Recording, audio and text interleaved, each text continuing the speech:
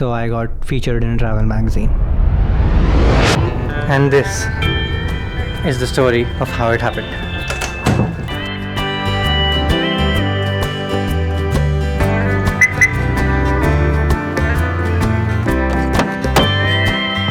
But first, before I get started, let me just address the elephant in the room, which is that I'm talking to a camera right now. Yeah, this is something that I've wanted to do for a while because I've decided if I want to be able to tell better stories, I have to get used to being able to talk to the camera and being in front of the camera. So this is my attempt at that, and yeah, I've just decided like I'm gonna do this. And yeah.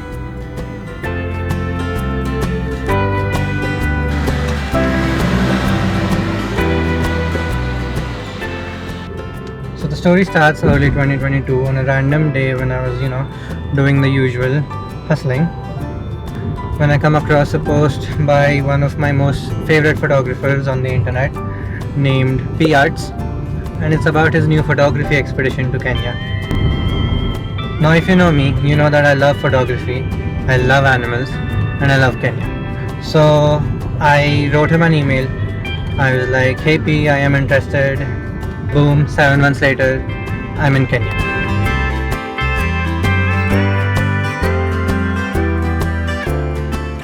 And what do you know? I had an absolutely incredible time in Kenya, and I took many photos, but more on that later.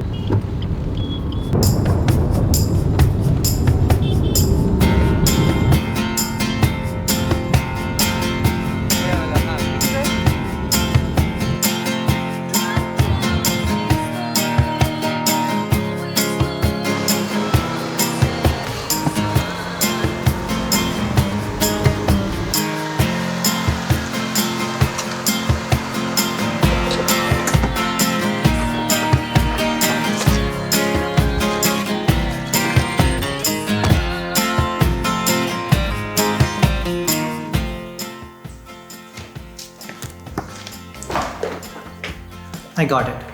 It's finally in my hands, but first let me continue the story. So once I was back home, I was posting on Instagram on the stories like I usually do about my trips, and now this is where Muskan comes in, like an absolute angel. But let me introduce her first. She is a senior and a friend from when I was in college. Obviously follow each other on Instagram, and she works for, you probably saw it coming, Travel and Leisure, which is one of the most popular and influential magazines here in India. She probably saw my stories and discussed it with her team, I'm guessing, before she DM'd me saying something like, wait, I actually have it here. Yeah. And she went like, Yash. And I was like, yes. And she was like, would you like to do a takeover on the Travel and Leisure India account? And I was like, hell yes, I would love to. Now fast forward a few days, the takeover happens, and I don't know what I was expecting. I thought this was going to be my Instagram breakthrough or something where my account blows up, and yeah, nothing like that happened. But regardless, I was very, very excited and very grateful that I got to do something like this. It was my first time doing one of these takeovers in general. But yeah, so after the takeover happened, she DM'd me again after the takeover was done, and she said something like, everybody enjoyed it, the team liked it, and the senior editor wants to do more with me. And this time they want to collaborate in print, which meant, you guessed it, the magazine.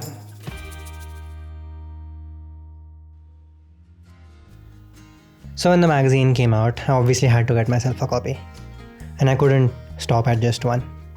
Seeing my work printed in a magazine has been a dream of mine for so long now, and not only was I extremely happy in this moment as I flipped through these pages, these images also brought back a flood of memories from Kenya. From capturing these moments behind the lens to reliving them now, it felt like my journey was coming full circle. And just as I felt the pulse of Kenya's wild beauty again, I stumbled upon an image that transported me right back.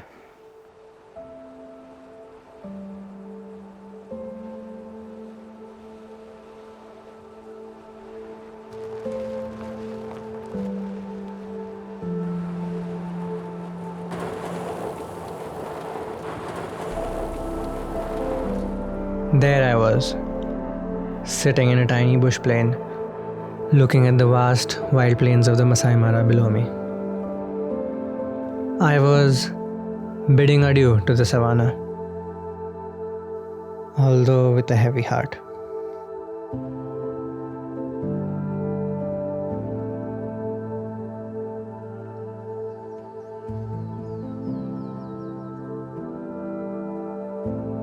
On the plane with me were 7 strangers. 7 strangers that I met for the first time at the beginning of the trip.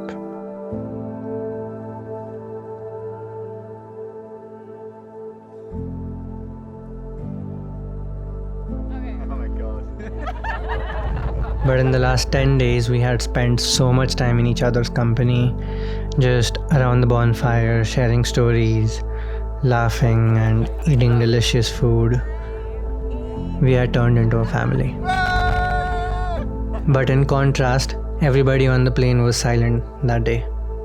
Just like me, everyone was probably coming to terms with the fact that our wonderful time in the Kenyan bush had come to an end.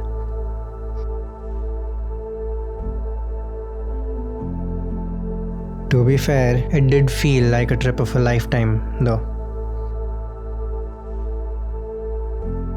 I mean, it ticked off every box of what makes travel so special.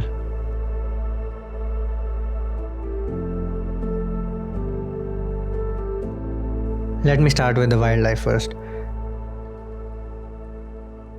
Because we were literally blessed with mind-blowing encounters, one after the other for 10 straight days.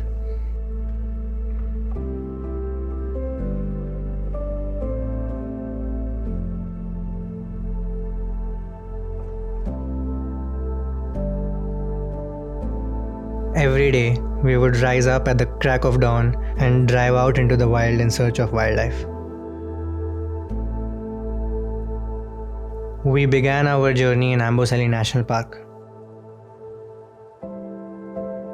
where we watched mighty herds of elephants cross the dry lake bed of the Kitirua Conservancy.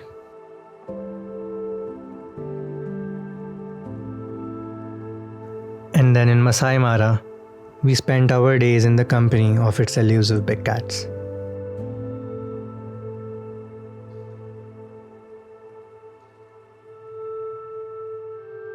We also took this opportunity to visit a local Maasai village in Amboseli, where we were welcomed with open hearts. I learned that beneath the superficial differences, there are fundamental aspects of human life that connect us all.